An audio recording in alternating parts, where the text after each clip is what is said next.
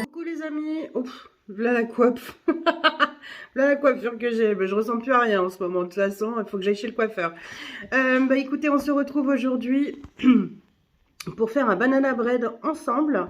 Et il me restait des bananes, j'avais 3 bananes là qui étaient comment dire, en décrépitude, purée, j'arrive même plus à le dire. Donc du coup, je me suis dit, plutôt que de les perdre, on va faire un banana bread aux pépites de chocolat, enfin pépites de chocolat. Pas de pépites de chocolat, quand on regarde le prix au kilo, c'est beaucoup trop cher. Donc ce sera du chocolat concassé, je vais le concasser dans le Thermomix. Et puis ce sera vraiment très grossièrement concassé, parce que tant qu'à faire, autant que ce soit gourmand. Voilà, et puis on se retrouve pour la recette. Allez, c'est parti. Du coup, je vous retrouve pour faire le banana bread. Donc du coup, là, j'ai concassé du chocolat. J'ai préparé mes aliments en avance.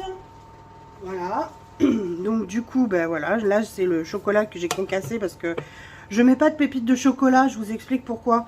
Si vous regardez le prix des pépites de chocolat au kilo, ça revient nettement plus cher que si vous achetez de la tablette de chocolat que vous concassez vous-même, soit au couteau ou comme moi là dans le Thermomix. Donc, oui, excusez-moi, je me lèche les doigts, ouais. C'est un peu l'avantage quand tu fais la cuisine, c'est que tu as le droit de te lécher les doigts. Bref, oui, il restait un petit peu de chocolat sur ma rise. Là, j'ai ajouté 50 g de beurre. Je vais ajouter 50 g de sucre. Normalement, c'est 100 g. Mais c'est toujours beaucoup trop à mon goût. Donc, du coup, je mets souvent moitié moins que ce qui est préconisé dans les recettes. Donc là, je vais mettre donc les 50 g de beurre et le sucre vanillé. De beurre, oui, et de sucre vanillé. Et donc, on va mettre le couvercle et je vais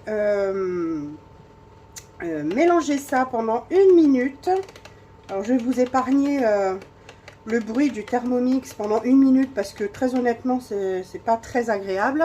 Je vous mets en pause et je vous reprends. Voilà ce que ça donne une fois le beurre et le sucre mélangés. Ensuite, j'ajoute 2 œufs. Hop. Là encore, je vais venir mélanger pendant 30 secondes à vitesse 4. Donc, pareil, je vous mets en pause le temps du mélange.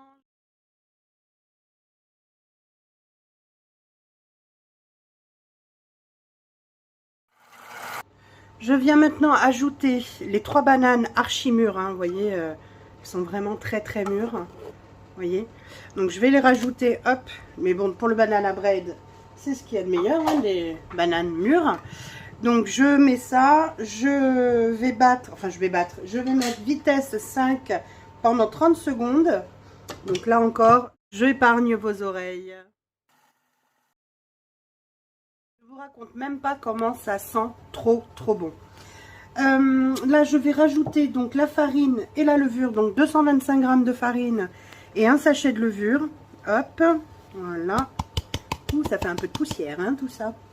Donc aïe, je fais tout bouger.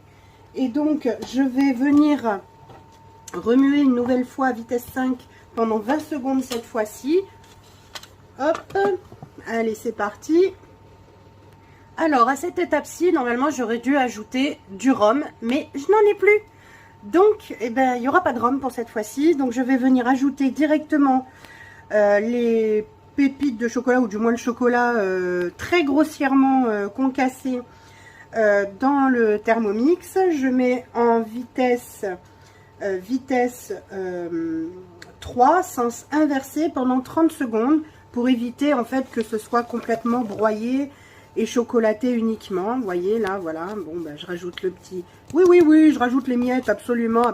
Non, mais rien ne se perd, surtout pas. Donc je rajoute ça et ensuite on va pouvoir l'enfourner pendant 45 minutes à 180 degrés, dans notre four. Et voilà ce que ça donne.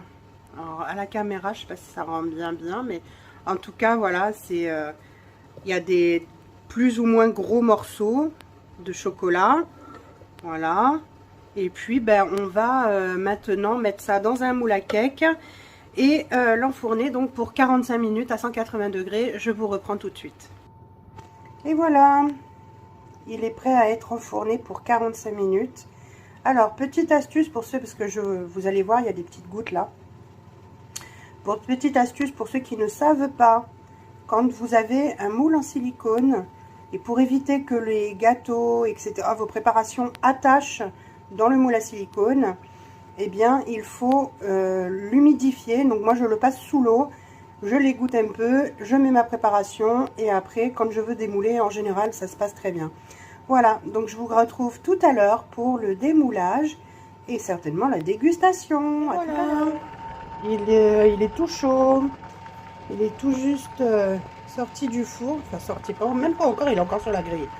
Donc je le sors du four et on se retrouve tout à l'heure à la dégustation. Et voilà mon petit banana bread. Alors voilà, il en manque une partie. Oh, c'est pas bien, c'est pas bien, c'est pas bien. Voilà, l'avantage des grosses pépites de chocolat, ou quand c'est grossièrement concassé, c'est qu'il y a des beaux morceaux de chocolat tout fondus. Voilà, bon, ben sur ce, je vous laisse pour aujourd'hui. Et je vous dis à demain, je vous fais des gros bisous. Ciao, ciao!